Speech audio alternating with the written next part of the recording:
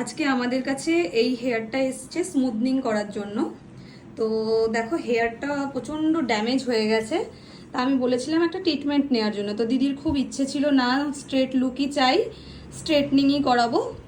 তা আমি দিদিকে একটু ক্রিম অ্যাপ্লাই করে দেখিয়েছি যে কিভাবে চুলগুলো ড্যামেজ হয়ে যায়। তো দেখো তোমাদের কাছে নিয়ে এসছি, একদম নিচের থেকে চুল আমরা ইউজ করে ক্রিম ইউজ করে দেখেছি। দেখো এই যে দেখো চুলটা কীরকম, এইভাবে চুলগুলো জ্বলে গেছে, পুরো মানে পুড়ে গেছে যেটা বলে। হ্যাঁ, তো প্লিজ সবাই সবাই সবসময় যখন কাজ করবে ক্লায়েন্টকে বোঝাবে যে তার চুলের অবস্থা কি, পরিস্থিতি কি। কেউ টাকা পয়সার জন্য কারোর চুল খারাপ করে দিও না প্লিজ।